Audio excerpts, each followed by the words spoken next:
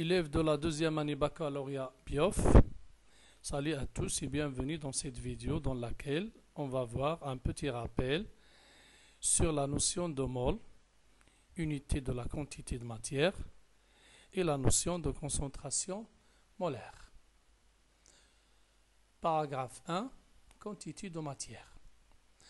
Vous avez vu les années dernières que la matière, quel que soit son état, solide, liquide ou gazeuse, contient à l'échelle microscopique un très grand nombre d'atomes ou de molécules ou d'ions selon le cas.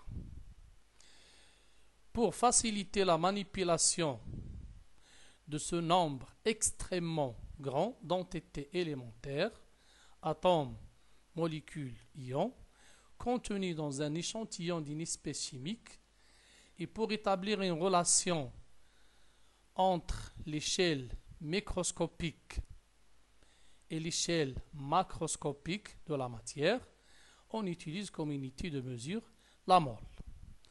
Entité élémentaire peut être un atome, une molécule, un ion ou toute autre particule, électron, proton, etc. Une mole, la définition du mole, une mole correspond à la quantité de matière d'un système contenant autant d'entités élémentaires qu'il y a d'atomes dans 12 grammes de carbone 12. On a calculé le nombre d'atomes de carbone dans 12 grammes de carbone 12. On a trouvé 6,02 10 à la puissance 23 atomes de carbone. Donc, ce nombre est appelé mol. Donc, c'est la constante d'Avogadro. Notez Na égale 6,02 10 à la puissance 23 par mol. Ça veut dire que une mole d'entité élémentaire contient 6,02 10 à la puissance 23 entités élémentaires. Je recommence. Entité élémentaire peut être un atome, une molécule, un ion, un électron ou toute autre particule. Et la mole, c'est ce nombre-là. Donc, une mole d'entité élémentaire, par exemple, une mole d'atome, c'est ce chiffre d'atome. Une mole de molécule, c'est 6,02 10 à la puissance 23. Une mole d'ion, c'est 6,02 10 à la puissance 23. Donc, la constante d'Avogadro, notée Na, donne le nombre d'entités élémentaires par mole. Ça veut dire un mole de n'importe quelle entité élémentaire contient 6,02 10 à la puissance 23 entités élémentaires. Exemple. Une mole d'atome de carbone contient 6,02 10 à la puissance 23 atomes de carbone. Une mole de molécule de méthane contient 6,02 10 à la puissance 23 molécules de méthane. Une mole d'ion sulfate contient 6,02 10 à la puissance 23 ions sulfate. Maintenant, on va voir la relation de proportionnalité entre le nombre de moles appelé quantité de matière et le nombre d'entités élémentaires contenues dans un échantillon. La quantité de matière N est le nombre N. La quantité de matière N est le nombre N d'entités élémentaires contenues dans un échantillon d'une espèce chimique sont liées par la relation petit n égale n majuscule sur Na. Petit n, c'est la quantité de matière contenue dans l'échantillon. Ça veut dire le nombre de moles. Ça veut dire combien de fois 6,02 10 à la puissance 23 dans cet échantillon. Donc, petit n égale le nombre d'entités élémentaires, atomes, molécules, ions, etc., divisé par la constante d'Avogadro. Donc, c'est la première relation à retenir.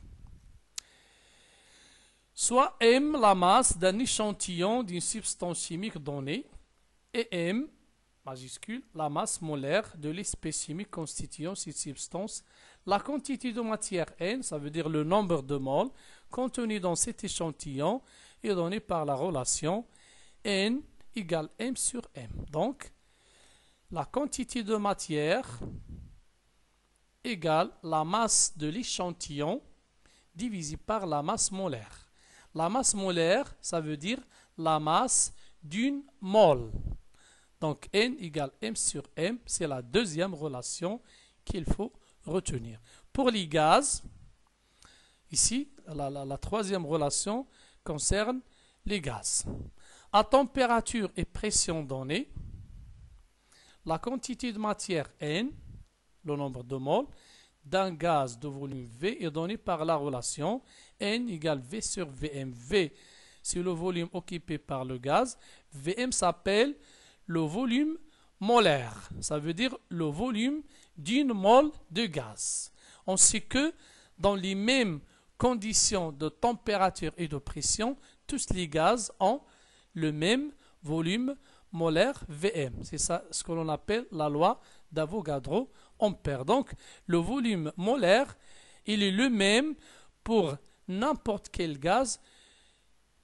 Seulement, les gaz doivent être pris dans les mêmes conditions de température et pression. Donc, c'est pour cela, si on veut calculer N égale V sur Vm, il faut connaître le volume molaire dans les conditions de l'expérience. Donc, vous avez maintenant trois relations. Pour les gaz parfaits, vous avez vu l'année dernière que pour un gaz parfait, c'est un gaz particulier. Pour un gaz parfait, la quantité de matière est donnée par l'équation d'état suivante, PV égale nRT.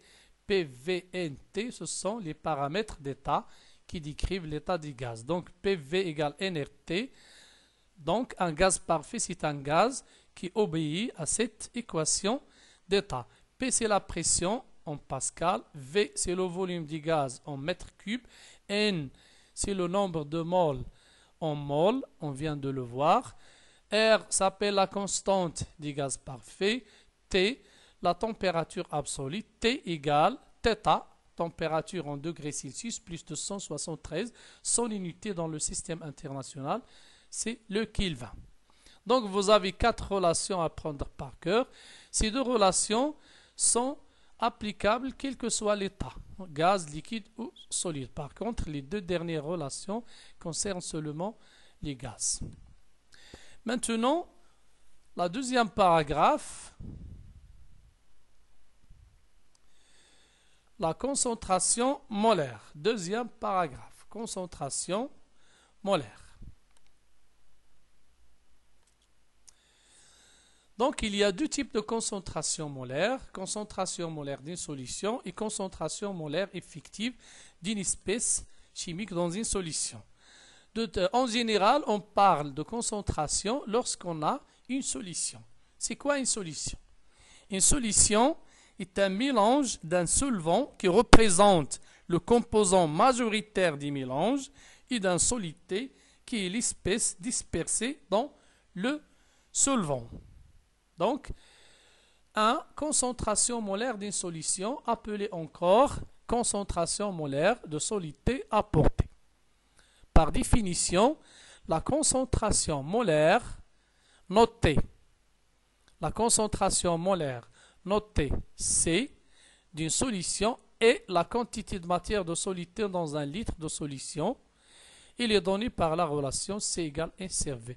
N, quantité de matière de soluté qui a servi à la préparation de cette solution. V, le volume de la solution qui est égal au volume du solvant utilisé. Donc, C égale N sur V.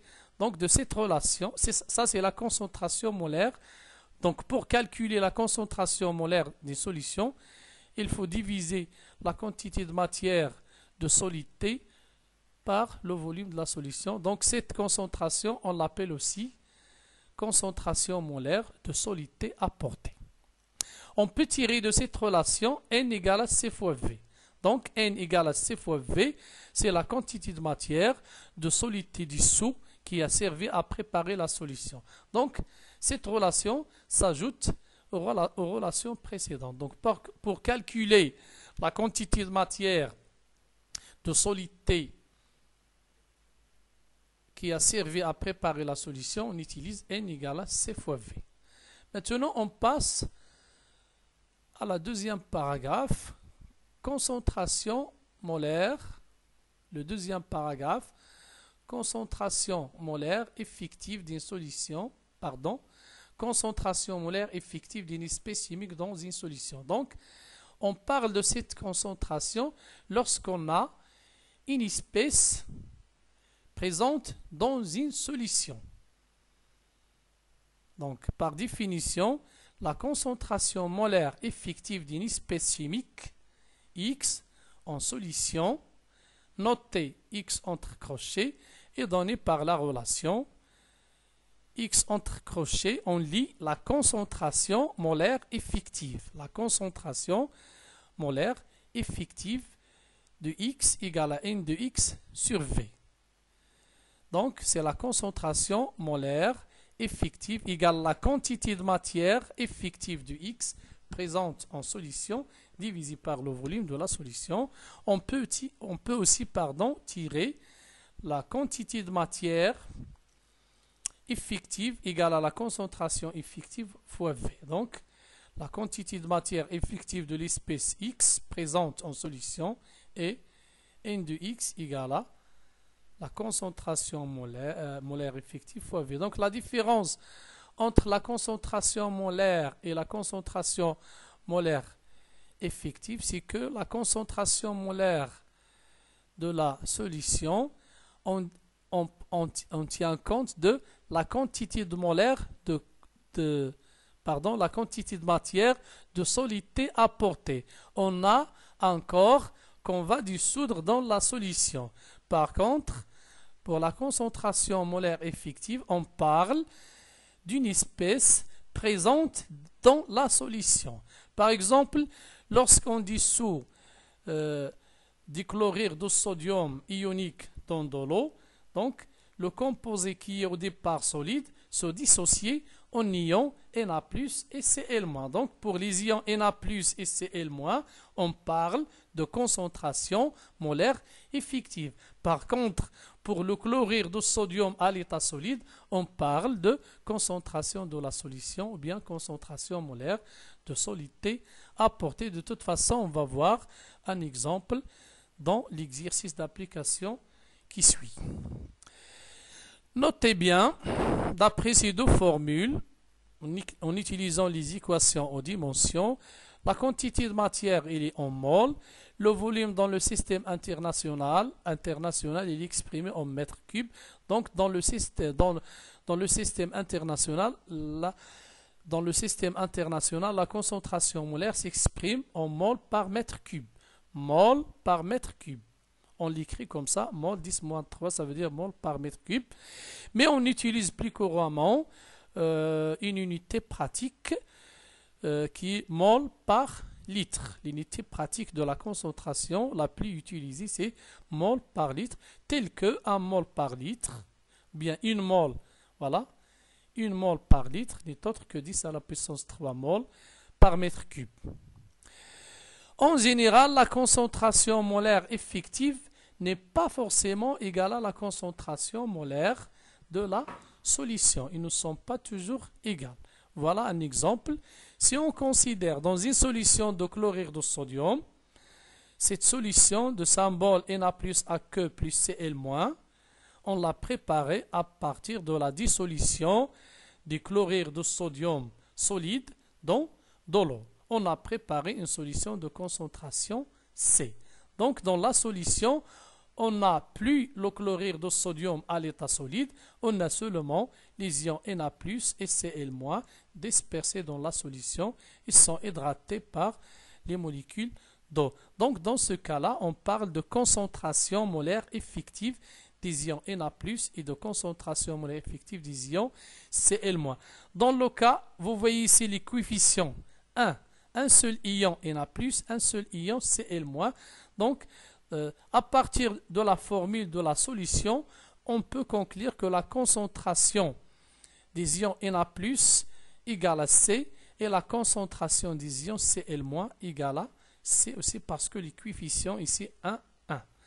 Par contre, dans une solution de sulfate de sodium, de Na+, plus SO4-, vous voyez ici, pour un ion de sulfate, il faut 2 ions Na+. Donc le coefficient, ici vous avez 2, ici vous avez 1. Si C est la concentration de cette solution, alors la concentration molaire effective des ions Na+ égale à 2 fois C. Par contre, ici vous avez 1, donc la concentration molaire effective des ions sulfate égale à C. Donc on va montrer ceci dans l'exercice d'application suivant. Voilà. Maintenant, on passe à l'exercice suivant, bien sûr. Au-dessus de la vidéo, vous allez trouver le lien du fichier contenant ce rappel et contenant l'énoncé de cet exercice. Donc, je vous conseille de essayer de faire l'exercice avant de regarder la solution que je vous propose. Exercice d'application. On dissout la masse M égale 316 mg de thiosulfate de sodium solide. Vous voyez ici un composé ionique solide de formule Na2S2O3 qui s'appelle le thiosulfate de sodium, dissous dans le volume V1 égale à 100 ml d'eau. On donne la masse molaire de thiosulfate de sodium. Calculer la concentration molaire C, ça veut dire la concentration en solidité apportée. Voilà. Écrire l'équation de dissolution dans l'eau et en déduire le symbole de la solution. Troisièmement, calculer la concentration molaire effective des ions produits par cette dissolution. Voilà. On ajoute à la solution précédente une autre solution de chlorure de sodium. Voilà, de concentration C2 et de volume V2. Donc, dans cette solution, la concentration effective des ions Na+ égale à C2. La concentration des ions Cl- égale à C2, parce que c'est les coefficients 1, 1. Calculer les concentrations molaires effectives des ions présents dans le mélange. Donc, on va répondre à la première question, calculer la concentration molaire. Donc, on va appliquer la définition. Donc, la définition pour C égale à N sur V. Ça veut dire N, la quantité de matière de solidité divisée par le volume du solvant. Voilà. Voilà la réponse ici. La première question. Le solvant est de l'eau et la solidité est le thiosulfate de sodium solide, Na2S2O3. Donc, C1 égale N1 divisé par V1. Voilà, on sait que voilà, N égale pour un solide, N égale M sur molaire, M molaire. Donc, on va appliquer cette relation. N1, la quantité de matière, égale M sur M molaire, le tout divisé par V1. Donc, c'est M divisé par M molaire fois V1. Donc, application numérique, on trouve 2 10 à la puissance moins 2. Voilà, c'est ça le calcul de la concentration de la solution, ou bien la concentration en solidité apportée. La deuxième question, écrire l'équation de dissolution et en déduire le symbole de la solution de thiosulfate de sodium. Voilà. L'équation de la dissolution de thiosulfate de sodium dans l'eau est. C'est un composé ionique, donc le sodium donne toujours un ion positif Na+. Donc, l'ion sulfate, c'est l'ion thiosulfate, S2O3-. Donc, vous avez 2 atomes de sodium, on aura 2 ions de Na+, plus S2O3-. Donc, le composé ionique apporté se décompose dans l'eau et donne 2 ions Na+, plus S2O3-. Donc, c'est ça l'équation de la dissolution. Après la dissolution, la solution obtenue est appelée solution aqueuse de thiosulfate de sodium de formule. Voilà, c'est ça la formule de la solution. ce sont les produits de la réaction. Donc, le produit de la réaction correspond à la formule de la solution. Donc, ça, il faut faire la différence entre le thiosulfate, le composé à l'état solide avant la dissolution, et le composé après la dissolution. Il est noté 2Na+, plus S2O3 c'est ça la formule de la solution. Et ça, Na2S2O3, c'est la formule du composé à son état, ou bien à l'état solide. Donc, la troisième question, calculer les concentrations molaires effectives des ions produits par cette dissolution. Voilà, il faut faire l'inventaire des ions. Les ions produits par cette dissolution sont les cations Na+, et les anions S2O3 Bien sûr, pour calculer les concentrations de ces ions dans la solution, on peut utiliser le tableau descriptif de la réaction de la dissolution. Voilà, équation de la dissolution, état du système chimique, avancement, quantité de matière. À l'état initial, l'avancement est 0. La quantité de matière initiale N1, 0, 0. Dans un état intermédiaire, ou bien au cours de transformation, ou bien à un instant T, on a ici le coefficient 1, donc N1 moins X.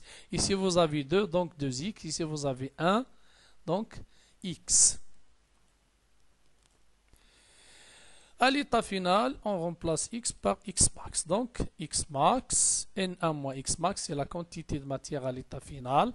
2X max, X max. Voilà.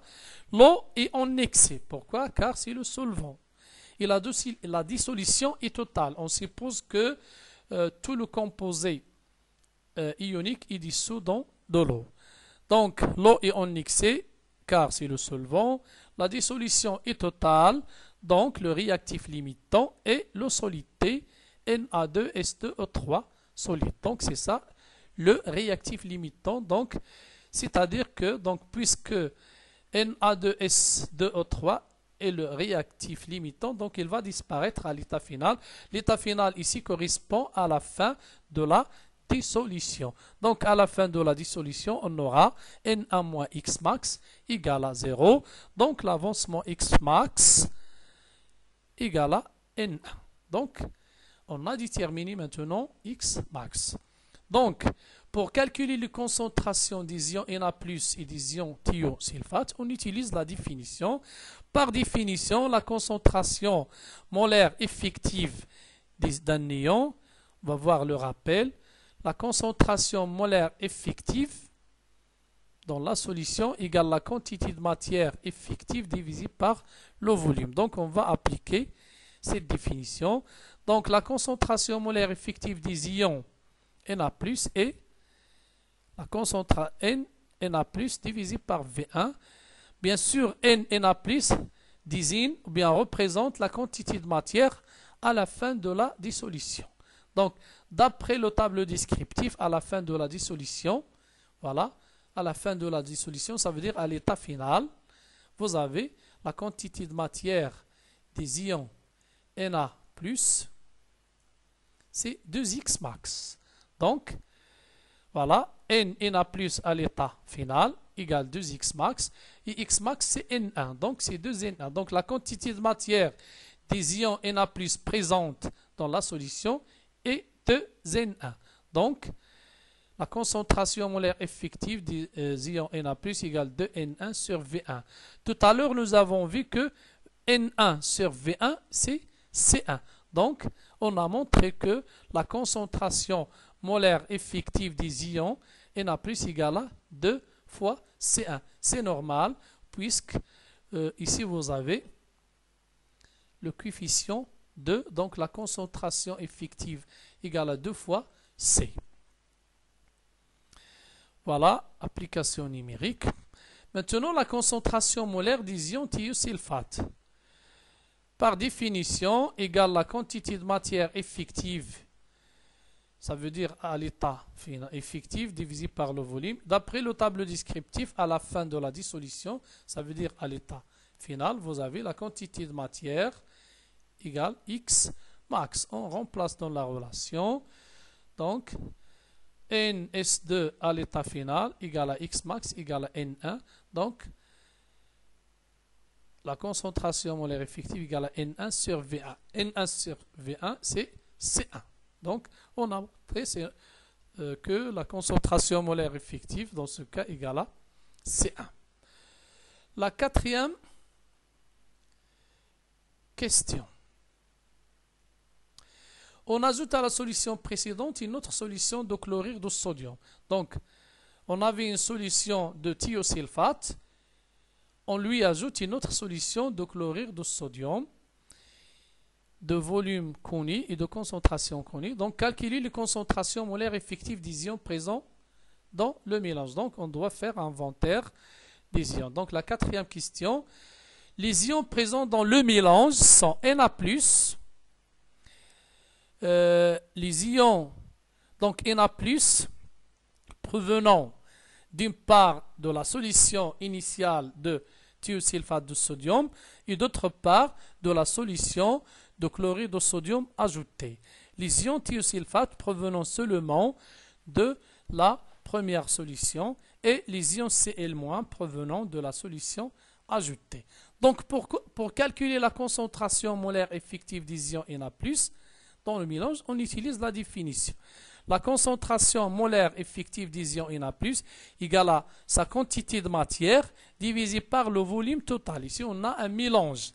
Le volume total, V1 plus V2. La quantité de matière des ions Na+, il a deux composantes. Na qui provient de la solution initiale et N2 qui provient de la solution ajoutée. Donc N1 ici représente la quantité de matière effective des ions Na+, provenant de la solution de thiosulfate de sodium de volume V1 et de concentration C1. Par contre, N2 représente la quantité de matière effective des ions Na+, provenant de la solution de chlorure de sodium de volume V2 de concentration C2. Donc, Na, il provient de la première solution. Donc, on sait que la quantité de matière effective égale à la concentration effective fois le volume. Donc, Na, dans la première solution, Na égale la concentration 1 effective fois V. Dans la première solution, le coefficient des ions Na+ est 2. Donc, la concentration effective dans la première solution, c'est 2 fois C1 multiplié par le volume. Donc ça, c'est la quantité de matière des ions Na+ dans la première solution. 2 fois C1, V1. Par contre, dans la solution de chlorure de sodium, vous trouvez que le coefficient des ions Na+ égale à 1. Donc, la concentration effective des ions Na+ dans la solution de chlorure de sodium sera égale à C2. Donc, la quantité de matière des ions Na+ provenant de la solution de chlorure de sodium sera égale à C2 fois V2. Donc, lorsqu'on remplace dans cette relation N1 par sa valeur et N2 par sa valeur, on trouve que la concentration molaire effective des ions Na+ égale à 2 fois C1 V1. Ça, c'est la quantité de matière provenant de la solution 1. Et ça, c'est la quantité de matière provenant de la solution 2 divisée par le volume total. Application numérique, on trouve 2,10 à la puissance moins 2. Maintenant, pour les ions, la concentration molaire effective des ions S2O3- dans le mélange. Donc, ici, les ions S2O3- proviennent seulement de la première solution. Donc, la solution ajoutée ne contient pas ces ions. Donc, c'est pour cela que je vais écrire 1. L'indice 1, ici, ça veut dire la première solution. Donc, dans la solution des ions dans la solution de thiosulfate de sodium, le coefficient des ions ici, c'est 1. Donc, vous aurez la quantité de matière effective S2O3- n'est autre que la concentration effective qui est égale à C1 fois V1. La concentration effective des ions S2O3- c'est C1. Multiplié par le volume V1, on trouve la quantité de matière effective. Donc, on remplace N1 par C1 V1. Donc, S2O3- égale C1 fois V1 divisé par le volume totale. Donc, application numérique. La concentration molaire effective des ions Cl- dans le mélange est, par définition, N2. N2, ça veut dire qu'il provient seulement de la solution ajoutée. 2. Donc, dans la solution de chlorure de sodium, la quantité de matière effective égale à la concentration molaire effective fois V. Donc, dans la deuxième solution ajoutée, les ions chlorure, leur coefficient est 1. Donc, leur concentration effective soit égale à C2. Donc, la quantité de matière effective sera C2, V2. On remplace ici N2 par C2, V2. Voilà. Donc, C2, V2 sur V1 plus V1 parce qu'on a un mélange. Application numérique. Voilà. C'est fini. Donc, on se retrouve, Inch'Allah, dans une autre vidéo et à bientôt.